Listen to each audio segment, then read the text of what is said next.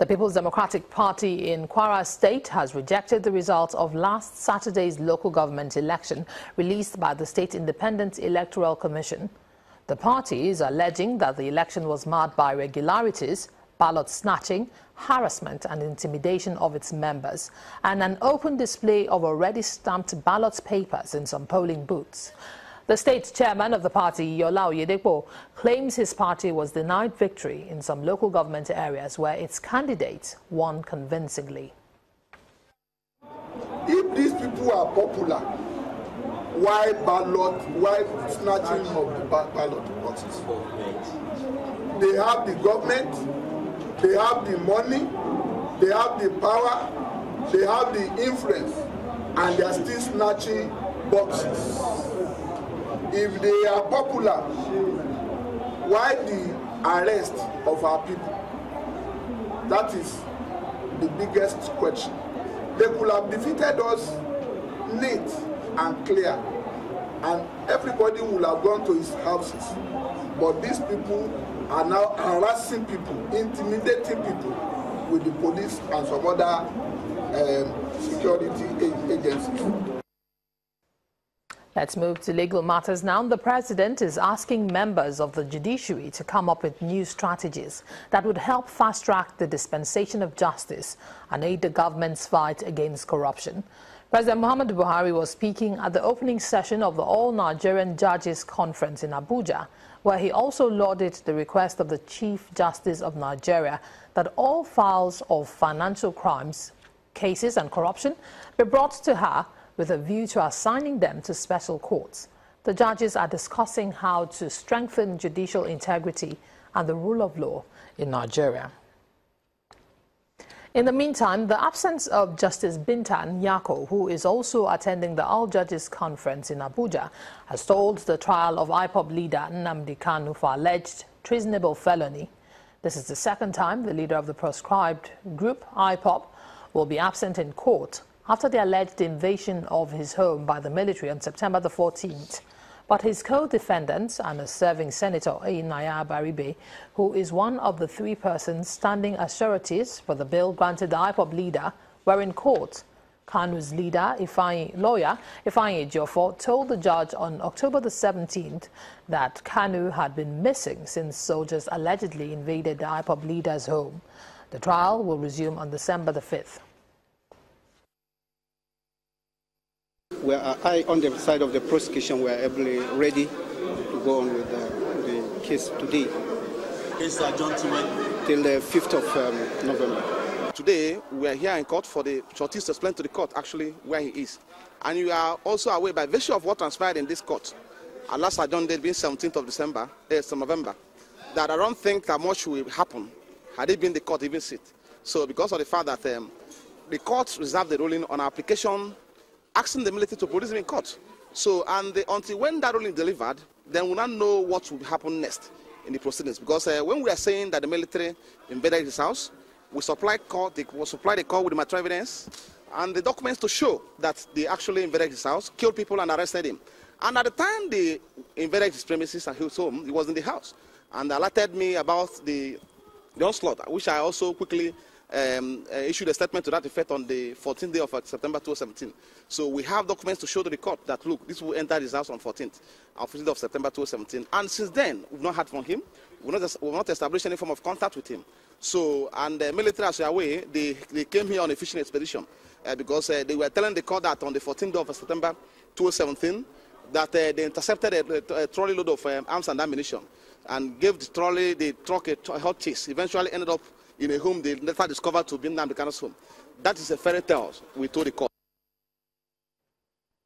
And Justice Tuka Aliyu of the Kaduna State High Court has fixed December the 15th to hear the suit filed by the embattled former chairman of the Presidential Pension Reform Task Team, Abdul Rashid Maina, to stop the EFCC from arresting or prosecuting him. Maina, through his lawyer, is challenging the power of the EFCC to declare him wanted or seize his properties in Kaduna and Abuja over allegations of corruption leveled against him by the anti-graft agency. In another suit he filed at the Federal High Court, also in Kaduna State, against the EFCC, Attorney General of the Federation, the Senate President and the Speaker of the House of Representatives, Maina is challenging the legality of the EFCC to declare him wanted on the grounds that the Commission lacks powers to exercise such functions. But the EFCC, in a counter-affidavit opposing the motion, sought the relief of the court for an adjournment to enable them study the issues raised by the respondent and reply accordingly. The case has been adjourned till December the 15th. Maina is willing and desirous to come and appear in person to substantiate some of these things. Most of these things you've been hearing us talk about are issues that we did not even get directly from him, but we have seen some documents and we are, in a way, reasonable persons, so we can read in between the lines. So we are making serious contacts, putting so much pressure on the family members to get in touch with him, to come back to this country so that he can come and appear in person. Even without the injunction, you see, that letter of invitation inviting him to come and appear before the ad hoc committee is on its own the protection. But we don't want to do that.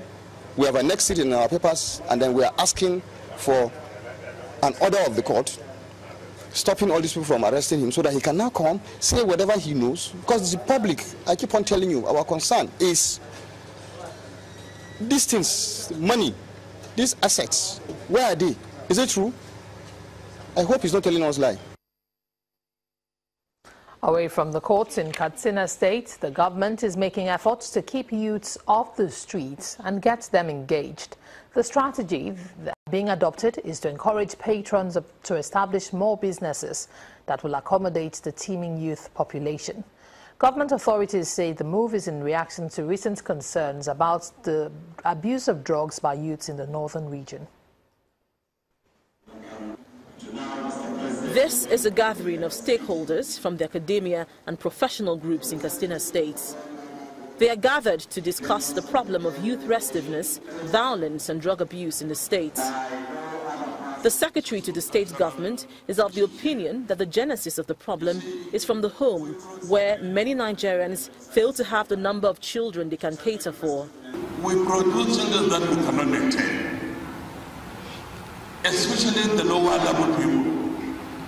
Some few days ago in my office, we are discussing with some people. We come to realize 6 people in my office, six have 102 children. 6. 102.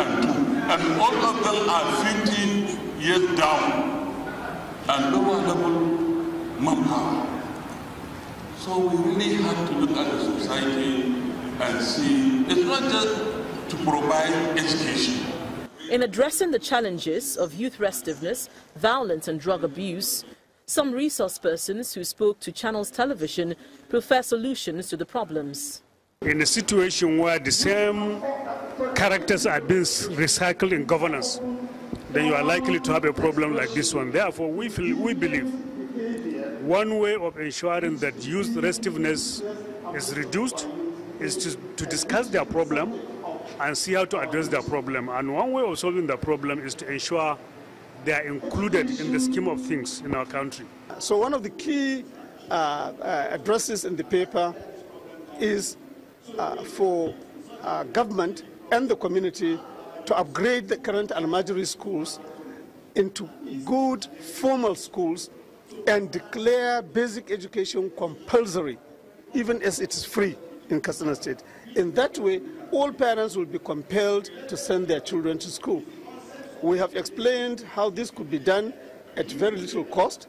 For instance, through collaborating with the local education authorities to identify some key primary schools as Arabic primary schools, where parents who so feel strongly about it could send their children. These participants believe that platforms such as these are crucial in getting concerned Nigerians to discuss these lingering problems and prefer solutions. But they warn that government at all levels need to demonstrate political will in addressing the challenges of drug abuse, violence and youth restiveness in the country.